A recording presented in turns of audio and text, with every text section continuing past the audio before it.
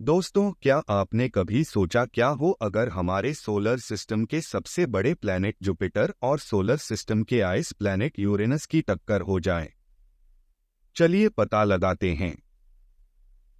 Jupiter और Uranus का संबंध वैज्ञानिक दृष्टि से दो अलग ग्रहों से है और इनके बीच किसी टक्कर का असल वैज्ञानिक अध्ययन नहीं हुआ है, क्योंकि इन ग्रहों का अध्ययन हमारे विज्ञानी और अंतरिक्ष एजेंसियों द्वारा अभी तक बहुत ही सावधानी पूर्वक किया जा रहा है।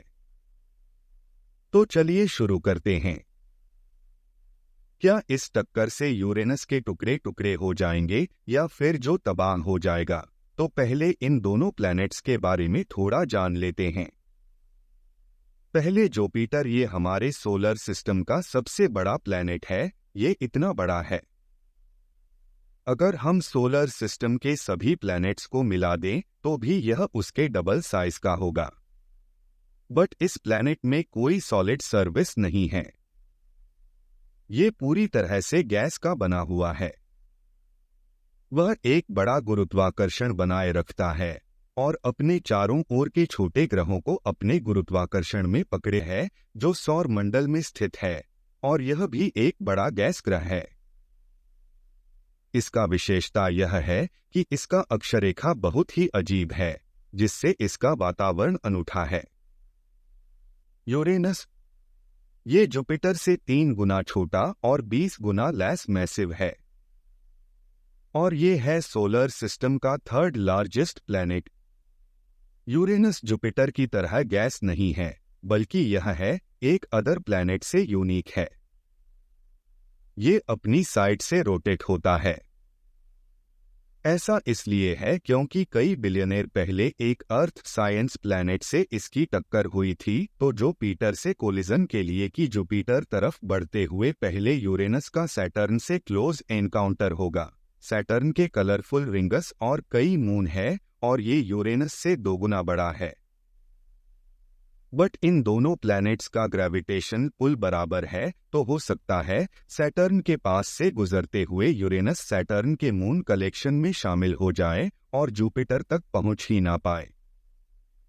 बट जब यूरेनस जुपिटर के पास पहुंचेगा तब हम देख सकते हैं जुपिटर यूरेनस से कितना ज्यादा बड़ा है। जुपिटर यूरेनस से 20 गुना मैसिव है और इसमें कोई भी नहीं है, फिर भी इसकी ग्रेविटी 2 गुना स्ट्रॉन्ग है। अब यूरेनस को वापस लौटने के लिए बहुत लेट हो गया है।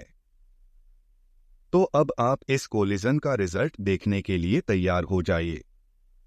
जुपिटर से कोलाइड होने से पहले यूरेनस का सामना होगा जुपिटर के 18, उनमें से कुछ से इनमें से एक हो सकता है पासी वे, लेकिन डोंट वरी, पास सिर्फ एक आकार बहुत ही छोटा है।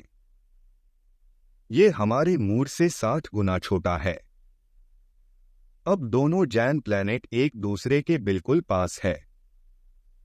अब दोनों प्लैनेट के कोलिजन से इनके एटमॉस्फेयर कंप्रेस होंगे, जिससे दोनों फ्लैट्स का टेम्परेचर रैपिडली इंक्रीज होगा और फिर बूम। नहीं, ऐसा कुछ नहीं होगा। बिना ऑक्सीजन के दोनों प्लैनेट फायर एक्सप्लोजन के लिए इग्नाइट नहीं होंगे, लेकिन फिर भी ये कोलिजन बहुत ही वाइब्रेंट होगा और फुल कोलिजन के बाद दोनों प्लैनेट का मास कंबाइन होकर बन जाएगा यूरेनस या फिर जुपिटर। बट जुपिटर हमारे सन की तरह स्टार बन जाए, ऐसा नहीं होगा, क्योंकि ब्राउन ड्वार्फ बनने के लिए इसे अभी से 13 गुना बे की जरूरत होगी या फिर 85 गुना अगर इसे एक लोमा स्टार बनना है। बट जुपिटर में यूरेनस के ऐड होने से जुपिटर का मैथ्स कुछ फ्रैक्शन में ही बढ़ेगा।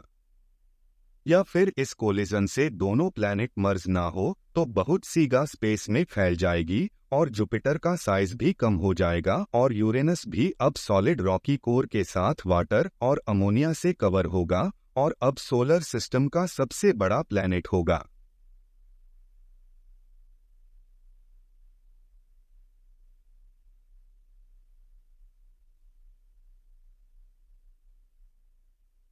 यदि जुपिटर और यूरेनस की टक्कर होती तो यह किसी नए सौर सिस्टम या अद्भुत घटना की शुरुआत हो सकती है। हमें इस प्रकार की घटनाओं का विस्तार पूर्वक अध्ययन करके ही इसके संभावित प्रभावों का पूरा ज्ञान